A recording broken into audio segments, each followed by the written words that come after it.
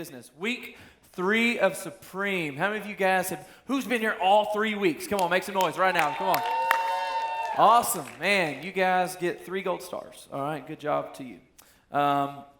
Is anyone here in school you ever have taken like an aptitude test? You remember, not an attitude test. Some of you need those too, but an aptitude test. Just to figure out what it might be that you're good at, what a career field you could possibly go into. Anybody ever taken an aptitude test to try to kind of decide what you want to be? That's awesome.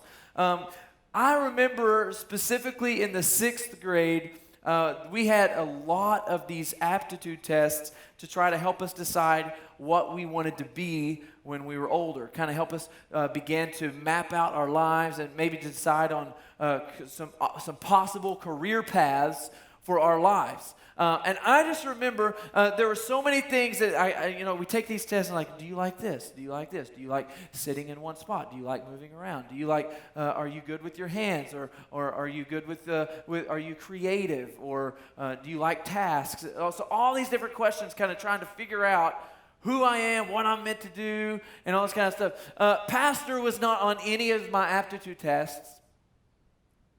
Some of you don't look surprised. You're like, yeah, because you're terrible at this. No, so it wasn't on any of the lists, and there were some really unique things that came up. One was like mechanic, that I should be a mechanic because I'm pretty good with my hands and tools, and like I know how to build, and I like challenges and things like that. One of them was chiropractor, which we actually have chiropractor in the house. Hey, what's up, Clark family? So he keeps me walking straight for the most part when I see him when I'm supposed to. Anyway.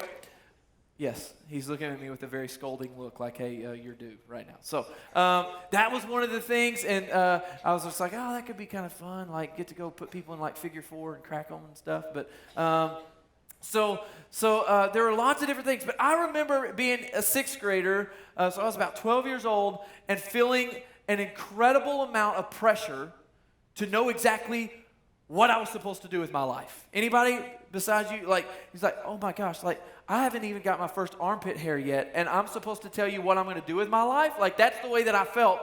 That's the way that I felt at 11 years old. Like you want me to tell you I'm supposed to lay out a career path for you right now? Like, I just learned how to ride a bike a few years ago. I don't even know. Like, barely can tell you the 50 states, if I could even do that. Can anybody do that? I probably couldn't. Anyway, like, there's so many things I can't do, and you want me to try to tell you right now what I'm going to do with my life. Does anyone else feel like it is incredibly full of, like, does anyone else just get stressed out by the pressure that you feel of having to tell people what you're going to do right now? Any seniors in the room? Where you at, seniors? Make some noise, seniors. Come on, where you at? Well, man, you guys are like, you already got senioritis? It's like September. Like, you're already done? Like, all right, seniors, how many times do you get so sick of them being like, hey, what are you going to major in college? You're like, I don't know. I don't even know where are you going to go to school? I don't know. I don't even want to go to school. Like, I'm trying to figure out, am I going to graduate school? Like, does anyone get tired of like the constant question, what are you going to be? What are you going to do? What's your major going to be? Here's a tip. Don't declare too early, because most of the time you're going to change it anyway. And you're just going to waste money on classes.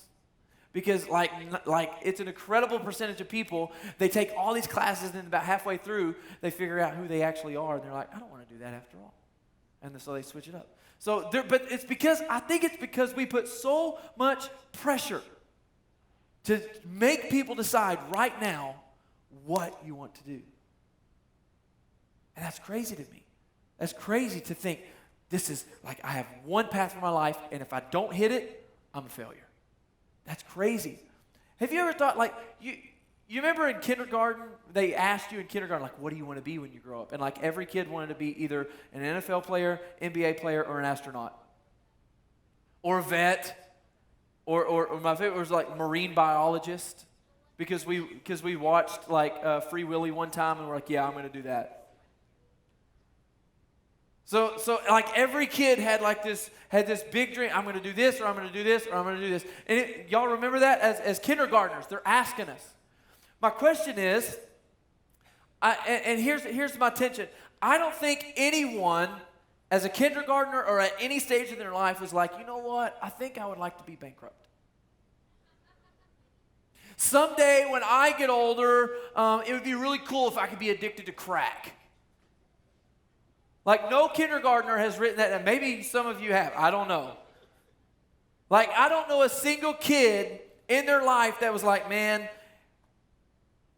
all I know is that when I grow up, if I could just be in an abusive relationship, that would like make my dreams come true. No one does that. No one dreams that.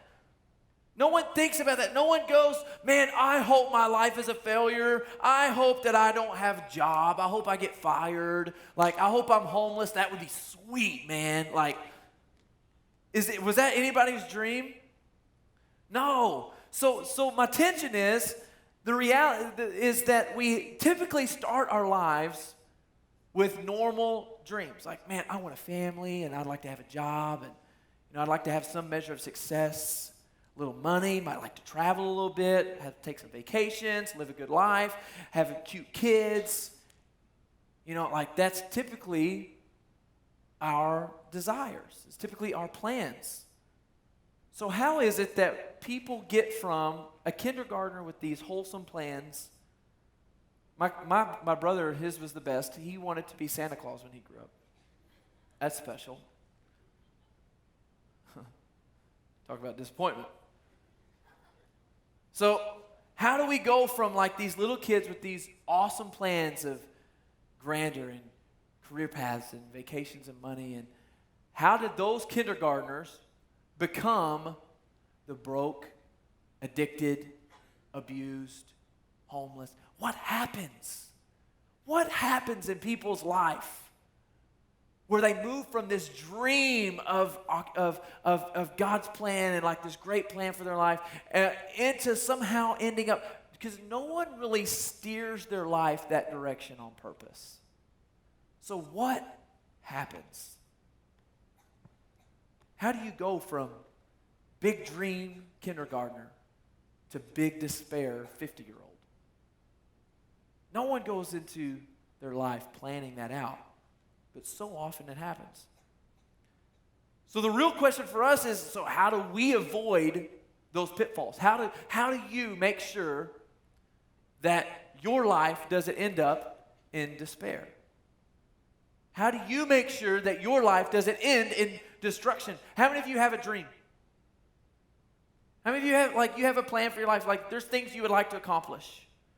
How many of you have some things that like I'm striving for? How many of you have a career dream? How many of you have family dreams? How many of you have travel dreams? Oh, come on, somebody. Can I tell you mine? I want to go and I want to stay in one of those over-the-water bungalows with the glass floors out in like, that's all I want in life. Someday. That's my travel dream. We all have these dreams. So how do we make sure that we see those kind of things? How do we make sure that we live a good life? But more than that, how do we make sure that we live God's plan for our life and not end up in destruction? So if you were here week 1, we talked a lot about the fact that God is supreme and that he does not play second place. He doesn't come in second chair. He will not play side chick. He will not play like the little side piece, your trim, your extra. He doesn't do that. He's either God and he's supreme, or he's not God at all. And so we talked about you could try to put idols and you could try to put these false gods up, and you could try to serve other things, but you will always come to find out that God is going to be number one, or he's not going to be God at all in your life. And then last week, if you were here, we talked about the fact that we are supreme because we were created in the image of a supreme God. So you have identity and you have purpose and you have value, and no matter what you've gone through, because you were created in the image of God, you still have value. Not because you're good, but because he's good.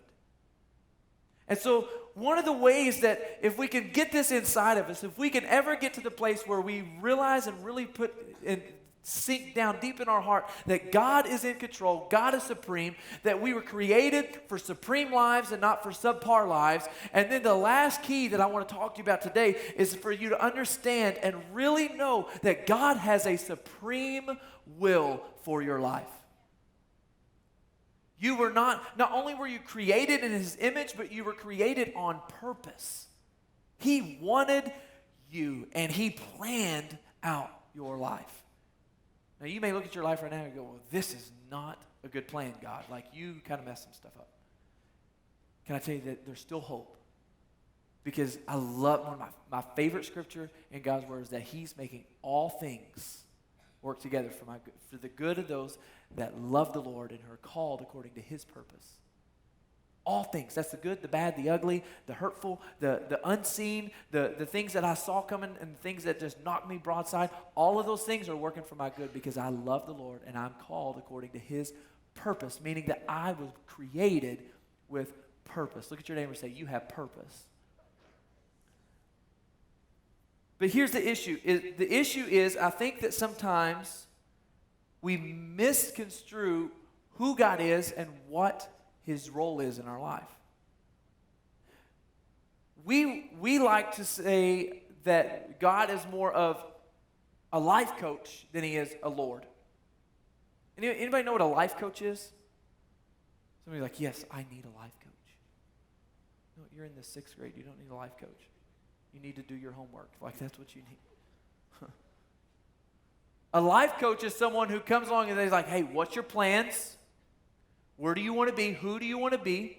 How can I help you get there? And they help you. They coach you. And they help you get to your dreams. How many of you think that sounds pretty good? How many of you are like, okay, like that would be cool to have a life coach? That's important, but that's not God's role. That's your parents' role. That's your mentor's role. That's your teacher's role. That's your coach's role, but that's not God's role.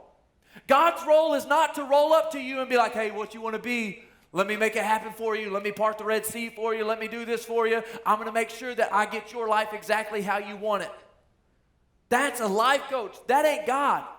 God is not your life coach. God is your Lord. And a Lord does not come and ask for your opinion because He doesn't need your opinion, because His ways are higher than your ways. His thoughts are higher than your thoughts. And so He doesn't need you to come chime in and say, God, I want to do this. He's like, listen, I know you want to do that, but if you'll just trust me because I created you, because I planned this out since before you ever took your first breath, if you'll listen to me and follow my way, if you'll allow me to be the Lord, the King, the Master, supreme in your life, you will understand that I created you on purpose, with purpose, for a purpose, and if you'll live in my will, it'll be way better than any plan you ever put together. God is a life, not a life coach. He is a Lord. Turn to your neighbor and say, he ain't a life coach. He's a Lord. Can we just be real tonight? We don't like that idea. We don't like the idea of someone lording over us. You know why? Because we're pretty arrogant. We're pretty arrogant. We think that we're the smartest person we know. We think we've got this figured out. We think that our way is best. We think that our plan for our life would be better than God's. And so what generally happens is that way too often we just follow our plan, go our own way, and hope that somehow God will bless it along the way. But relationship with God supreme is not asking Him to submit our plans to our plans, but rather it's us fully submitting to His plans. Jeremiah 29:11, a common verse. If you ever graduate, it'll be on every card you get at graduation. It says this, for I know the plans I have for you, says the Lord. Isn't that good to know? Isn't it good to know that God has a plan for you? Ladies, if a guy shows up to take you on a date and he doesn't have a plan, just go ahead and cancel the date. He's like, what do you want to do? I don't know what you want to do. Where do you want to eat? I don't know where you want to eat. No, that's not a man. That's a child. And God is a man. He's got a plan. He has set this thing up. He's created you. He's crafted you. And before you ever were created in your mother's womb, it says that he knows the plans he has for you. He's like, I created you. I know exactly what I want your life to look like. Look what they said. I know the plans I have for you. They are plans for what? Come on, somebody. They're plans for good. Isn't it good to know God has a good plan? God's like, hey, I got a plan for you. It's going to stink. Your life's going to be miserable. No, God's plan is good. And not for disaster, but it's to give you a future and it's to give you a hope.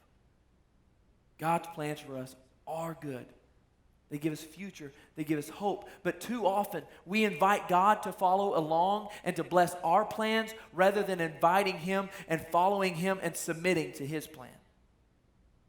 We just want to make our plans and then say, okay, God, this is my plan. Tag along and bless it as we go. God, bless this job. That ain't the job I wanted for you. God, bless this relationship. That ain't the person I had for you. God, bless this brand new car. That ain't the car I had for you. God, bless this child.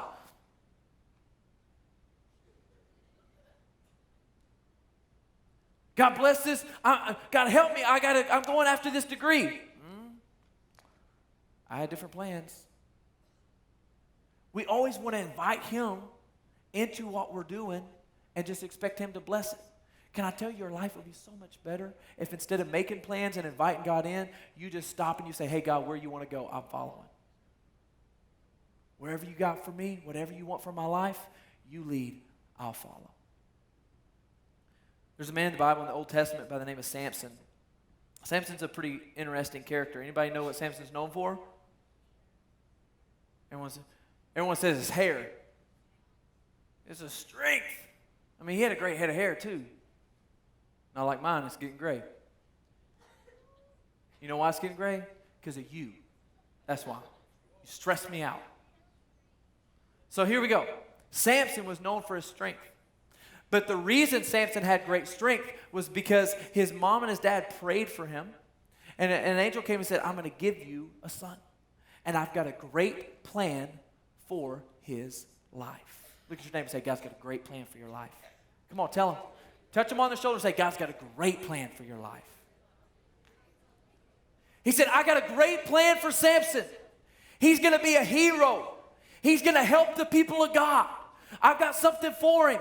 But because I've got something so significant for his life, there's some rules that he's going to need to follow. There's some things that I'm going to need him to do. There's some ways that I need him to live. And if he'll live this way, he will be a hero. He will live in my way. He'll live in my plan. I'm going to use him. People are going to know him. God's going to get the glory. People are going to be delivered. It's going to be awesome if he'll just do it my way. He was born with great purpose. When he was born, his mom and dad dedicated him to God. They said, God, this is the son that you gave us. We give him back to you. His life is yours. We'll raise him the way that you told us to raise him. And they did. And it meant that he had to submit to some expectations. One of the things that he did, he couldn't eat certain things. He could eat certain things and couldn't eat other things. He could drink some things, but there were other things that he couldn't drink. There were things that he couldn't touch. He couldn't cut the hair on his head. There were some extra rules that the average person didn't necessarily have to live by, but it's because God had a supernatural call and plan for Samson's life. And if you're okay living average, and if you're okay with just getting by, then there's some things that you can do. But if you want to do the supernatural, and if you want to be great in the kingdom of God, and if you want to see all that God has for you, then there is a mantra that you have to live by, and it's simply this: others may, I may not. Doesn't mean that it's sin, doesn't mean that it's wrong, doesn't mean that it'll send you to hell. It just simply means there are some expectations, because the greater the call of God is on your life and the greater the plan of God is for your life, the greater the expectation there is on your life. So Samson was raised in this. He was raised strict. He was raised in this house where he was doing things the right way. But he started slipping just a little bit. Anybody ever, you never went full-blown just stupid, but you might have slipped a little bit? Anybody? Samson started slipping. He started slipping. He kind of forgot that this thing only works if it's God's will and God's way. But here's the deal. In your life, you can't have God's will if you won't do it God's way. You hear me? We all say, yeah, God, I want your will for your life. Then guess what? You got to do it God's way. You got to live your life the way God says to live it. God's will equals God's way. See, if we want to be used greatly by God, then we have to submit greatly to God. That's that lordship again. We don't really like that conversation. So Samson, he started slipping a little bit. Judges 14, one of the things he wasn't supposed to even be around is anything that's dead. Anything that's dead, he wasn't supposed to be around it. So if you were Samson tonight, some of you probably shouldn't be sitting next to the person you're sitting next to because they're a little dead. But he got too close to a dead lion. He did what he wasn't supposed to do. And it wasn't that big of a deal because he didn't actually touch it. He just got a little bit too close to it.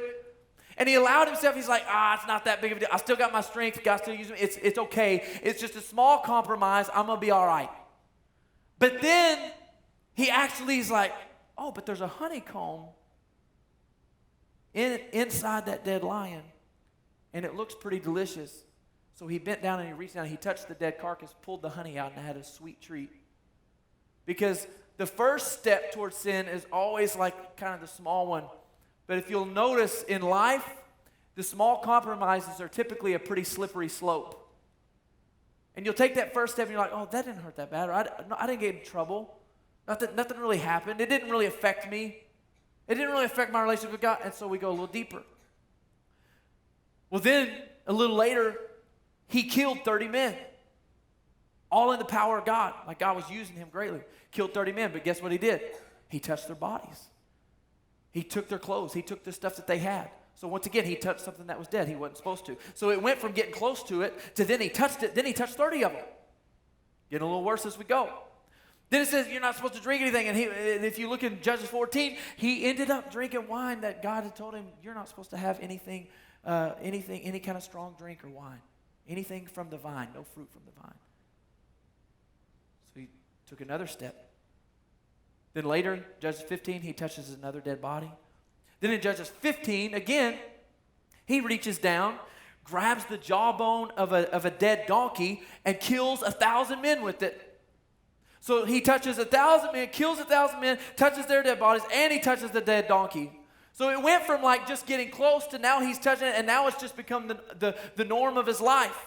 Then he married a Philistine girl from a tribe of people that are against God's people. So he is aligning himself with them. And then we all know what happened is Delilah was trifling. Delilah, you didn't want to mess up. You didn't want to mess with Delilah. Because she acted like she loved him, but she actually tricked him into cutting his hair. And when he cut his hair, what happened to his strength? It was gone. And look what happens in Judges 16, verse 20. So all this time is building up to this moment. And he thought to himself, when he woke up, he thought. Everybody say, you thought. This is what happened to Samson. Here we go. Judges 16, 20. When he woke up, he thought, I will do as before and shake myself free. But he didn't realize that the Lord had left him. He didn't realize in that moment that all of those strings of compromises that led to this place, led to the place where his strength was gone, that took him out of the will of God, that somewhere along the line he was pursuing God's will, pursuing God's plan, doing God's work, living his best life, and then he compromised until finally he turned around and he's like, where's God?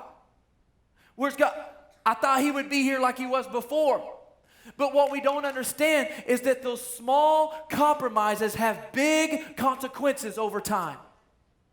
Small compromises, just that small choice in that relationship, or that small choice in that thing that you watch, or that small choice in the words that you say, or that small choice in that thing that the thing that you do when no one's watching. And it's that small choice in allowing your mind to go somewhere, or it's that small choice.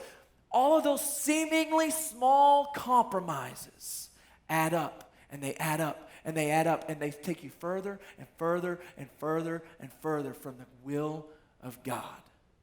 And someday, you'll have a heartbreaking realization like Samson did, that you'll wake up and you'll look around and be like, it's all right, I'll just go back, and it'll be like everything, like nothing ever happened. And you'll turn around and you'll realize, oh man, I'm so far from God. Am I the only one that's happened to in my life?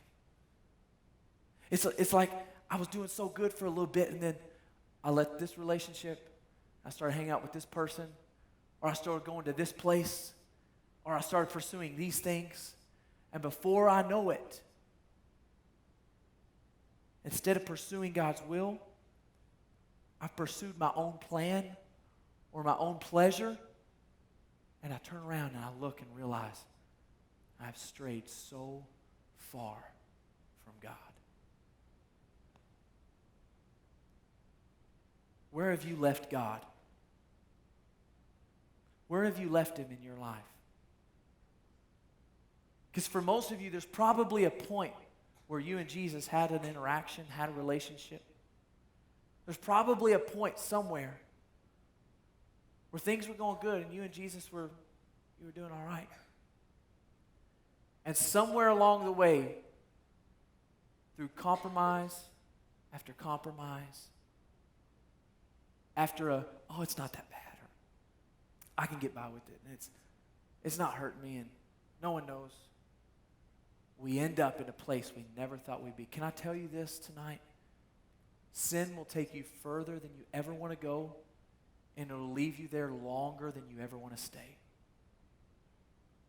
Hear me, I'm going to say it again. Sin will take you further than you ever wanted to go, and it'll keep you there longer than you ever wanted to stay there. But it all starts with small compromise. I know that tonight we're pretty arrogant. I know that tonight, even as you're listening to me, you're like, yeah, but I already got this thing figured out, man. I'm good.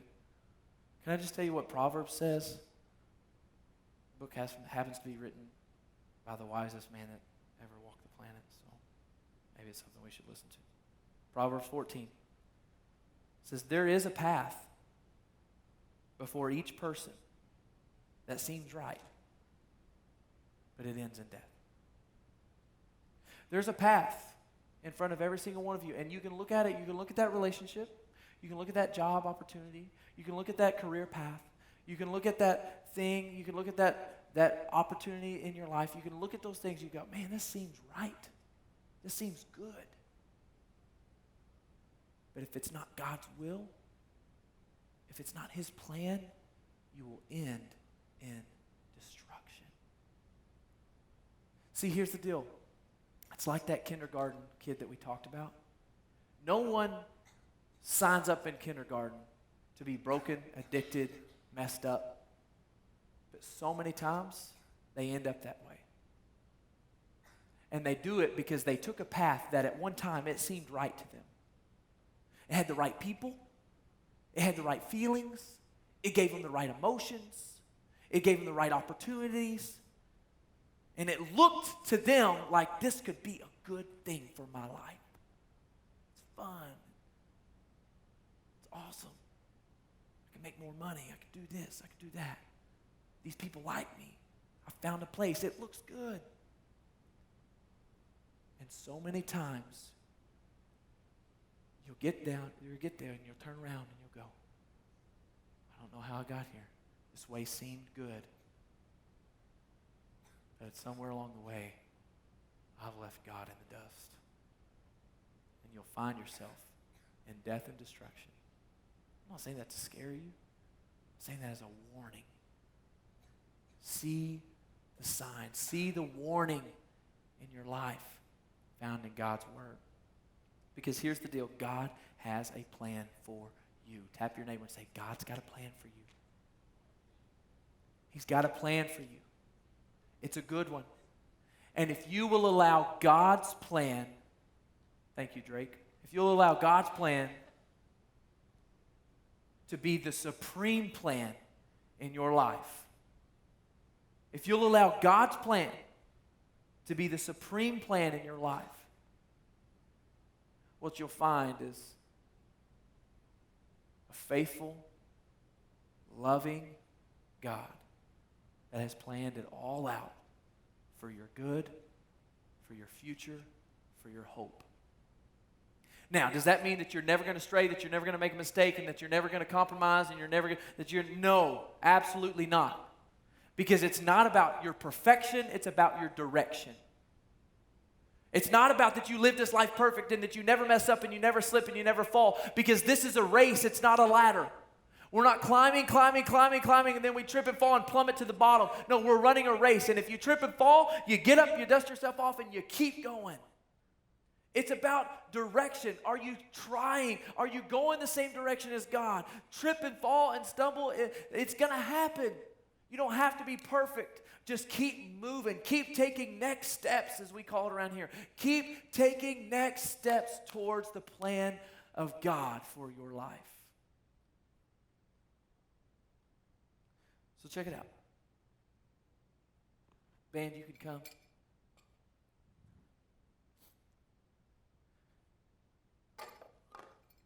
Got a couple of tools here.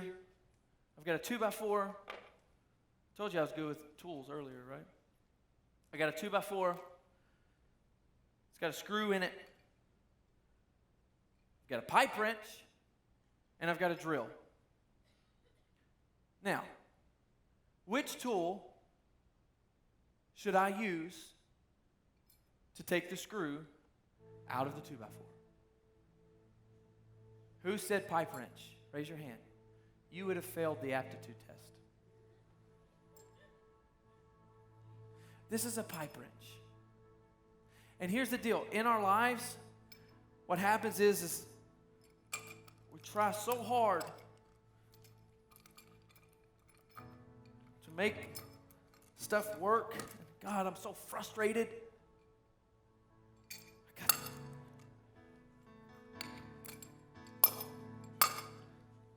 So frustrated. This isn't working. I'm trying, and this seemed like a good plan because it's the only tool I had. It seemed like for sure I was going to get this thing out of here. It seemed like for sure that this relationship was going to work, and it seemed like for sure that this career path was going to work. It seemed like for sure that this friend circle was a good one. And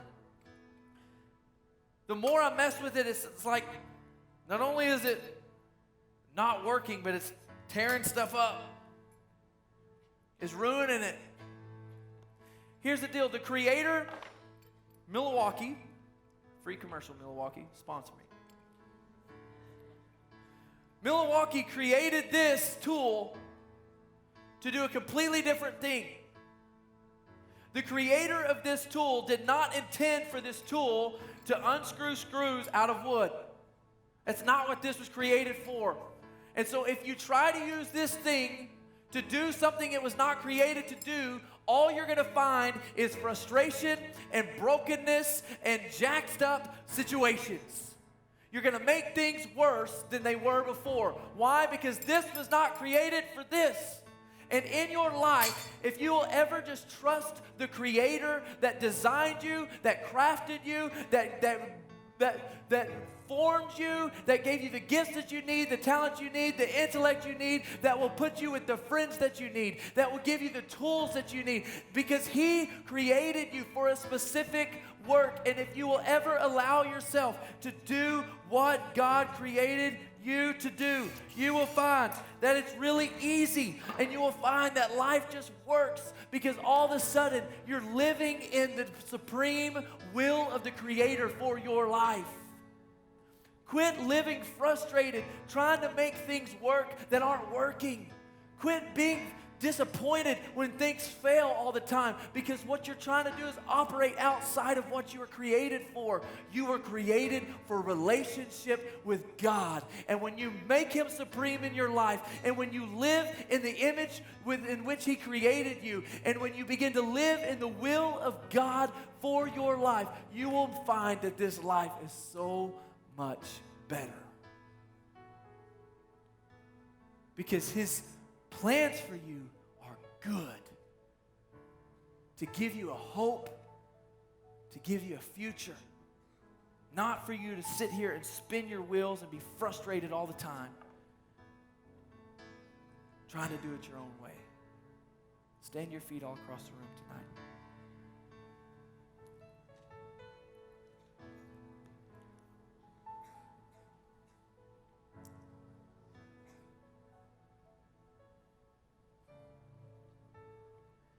God, I pray that you would just speak to the hearts of students in this moment tonight.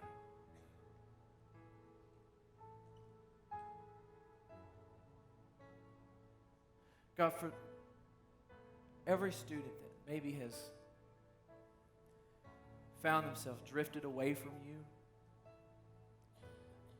maybe it's because of compromise that has kind of snowballed till they're living a life where you're just absent. Maybe it's because of their own plans and trying to figure it out on their own, and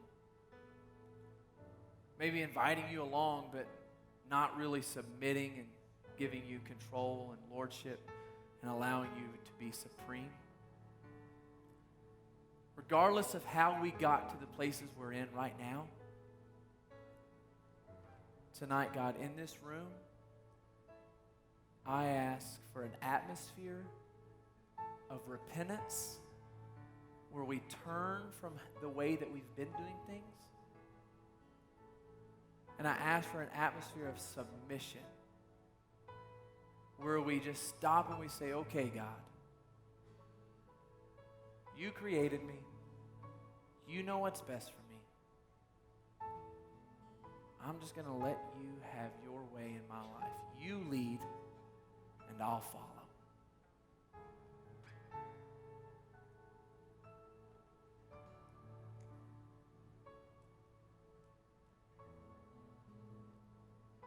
Come on, for just a second, begin to search your heart. Where have you left Jesus along the way?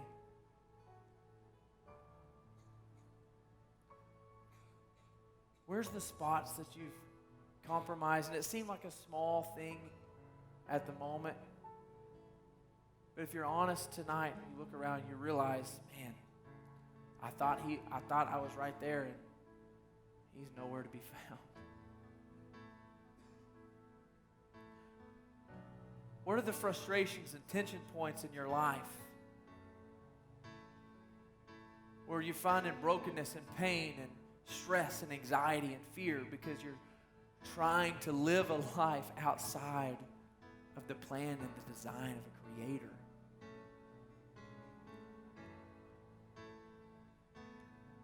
Ask yourself the hard questions tonight. Is Jesus supreme in my life? Is he Lord? Am I following his plan? Is this relationship the right relationship? Is this major the right major? Is this friend circle the right friend circle?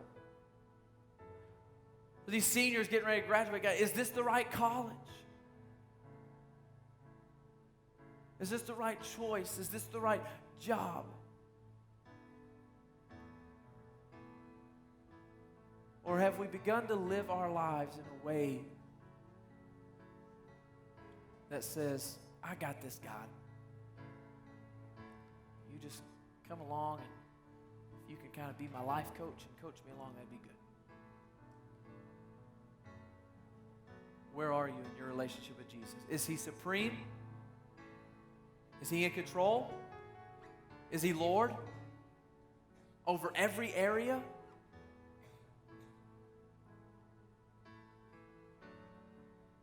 Search our hearts tonight, God. This is what I want us to do. Every person, because no matter, can I just give you just an inside look here real quick? No matter how old you get, you never outgrow the need for repentance and submission to God.